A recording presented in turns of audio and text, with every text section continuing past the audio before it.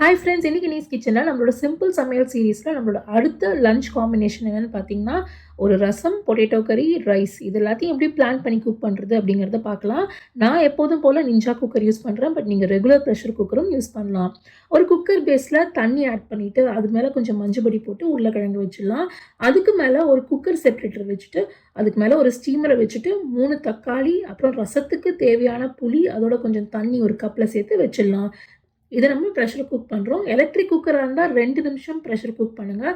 நீங்கள் regular pressure cooker use பண்ணிங்கன்னா 2 whistles விடுங்க. ப்ரெஷர் நல்லா ரிலீஸ் ஆனதுக்கப்புறம் எல்லாத்தையும் தனித்தனியாக எடுத்து வச்சுருங்க.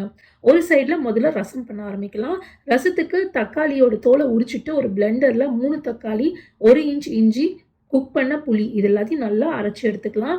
அதுக்கப்புறம் ரசத்துக்கு ஒரு பாத்திரத்தில் 2 டீஸ்பூன் நெய், 1/2 டீஸ்பூன் கடுகு, 1/2 டீஸ்பூன் ஜீரகம், 2 பூண்டு பல், ஒரு காஞ்ச மிளகா, கொஞ்சம் கருவேப்பிலை இது எல்லாத்தையும் சேர்த்து நல்லா வறுத்துக்கலாம். என்னடா முதலே ரசத்துக்கு வறுத்துறேன்னு நினைக்காதீங்க. இது சிம்பிள் சமையல், குவிக் சமையல். இப்படி ரசம் பண்ணாலும் டேஸ்டியாக தான் இருக்கும். இப்போ இது வறுத்ததுக்கு அப்புறமா அதுக்கு மேலே நம்ம அரைச்சி வச்ச தக்காளி பொடி தண்ணியை சேர்த்துக்கலாம். அதுக்கு மேலே 2 கப்பு தண்ணி ஆட் பண்ணிட்டு அதில் 1/4 டீஸ்பூன் மஞ்சள் பொடி, தேவைக்கு ஏற்ப உப்பு, அது எல்லாத்தையும் நல்லா மிக்ஸ் பண்ணிட்டு 2 டீஸ்பூன் ரசப்பொடி இதையும் எப்பயே சேர்த்துலாம். நான் பெருங்காய பொடி செப்பரேட்டாக சேர்க்கல. என்னோட ரசப்பொடியிலே அது இருக்குது, அதனால் நான் சேர்க்கல. இது எல்லாத்தையும் நல்லா மிக்ஸ் பண்ணிட்டு ஸ்லோவாக குக் பண்ண ஆரம்பிக்கலாம். புளியோட பச்சை வாசனை போகணும். அது வரைக்கும் நம்ம கண்டிப்பாக குக் பண்ணி ஆகணும். இல்லைனா நமக்கு அசிடிட்டி வந்துடும். ஸோ இது குக் ஆகிட்டே இருக்கும்போது பேரலெல்லாம் பொட்டேட்டோவை குக் பண்ண ஆரம்பிச்சிடலாம். பொட்டேட்டோ இந்த ஸ்பெசிஃபிக் ரெசிபி நான் டீட்டெயில் வீடியோவாக நிறைய டிப்ஸோடு போட்டிருக்கேன்.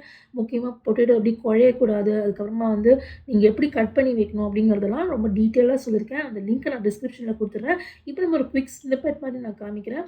பொட்டேட்டோவும் ஸ்லோ ரோஸ்ட் பண்ணும். ஸோ இது குக் ஆகிட்டே இருக்கும்போது குக்கரில் கீழ் கம்பார்ட்மெண்ட்டில் ரைஸ் வச்சிடலாம், மேல் கம்பார்ட்மெண்ட்டில் மில்லட்ஸ் வச்சிடலாம். எங்கள் வீட்டில் ரைஸ், மில்லட்ஸ் 2 சாப்பிட்ற கேட்டகரி இருக்கிறதுனால 2ஆக பிரித்து வைக்கிறேன். குக்கரோட டைமிங்ஸ் பார்த்தீங்கன்னா 6 மினிட்ஸ் நிஞ்சால. உங்களுக்கு ப்ரெஷர் குக்னா ரெகுலர் ப்ரெஷர் குக்கிங் டைம். இந்த பக்கம் ரைஸ் பெயின் இருக்குது, இந்த பக்கம் ரசம் குக் ஆகிட்டு இருக்குது, இன்னொரு பக்கம் பொட்டேட்டோ கறி நடந்துட்டுருக்கு. எல்லாம் பேரலாக குக் ஆகிட்டு கொஞ்சம் நேரத்தில் எல்லாம் ஆட்டோமேட்டிக்காக முடிஞ்சிடும். முதல்ல ரசம் தான் முடியும். ரசம் முடியும் போது ரசத்து மேலே கொஞ்சம் கொத்தமல்லி போட்டோம்னா ரசம் ரெடி. கொஞ்ச நேரம் கழிச்சு பொட்டேட்டோ முடியும். பொட்டேட்டோக்கு கடைசியாக நான் கரம் மசாலா போட்டு அதையும் இறக்கி வச்சிட்டேன். கடைசியாக நம்ம ரைஸும் ரெடி. இதுதான் நம்மளோட சிம்பிள் லஞ்ச். தட்டில் மில்லட்ஸோ ரைஸோ அதை போட்டுட்டு அதுக்கு மேலே 4 கரண்டி ரசத்தை விட்டுட்டு ஒரு பக்கம் பொட்டேட்டோ கறி, அதுக்கப்புறம் நான் கொஞ்சம் சாலடும் பண்ணியிருந்தேன். இந்த சாலட் பார்த்திங்கன்னா வெறும் அவகேடோ, குக்கும்பர், அதில் கொஞ்சம் பெப்பர் சால்ட் போட்டு மிக்ஸ் பண்ண சாலட், அதையும் போட்டுட்டோன்னா நம்ம சிம்பிள் சமையல் ரெடி. உங்களுக்கு இந்த வீடியோ யூஸ்ஃபுல்லாக இருந்திருக்கும்னு நினைக்கிறேன். நீங்கள் செஞ்சு பார்த்தீங்கன்னா கமெண்ட் செக்ஷனில் சொல்லுங்கள். உங்களை சீக்கிரம் இன்னொரு வீடியோவில் சந்திக்கிறேன். See you soon.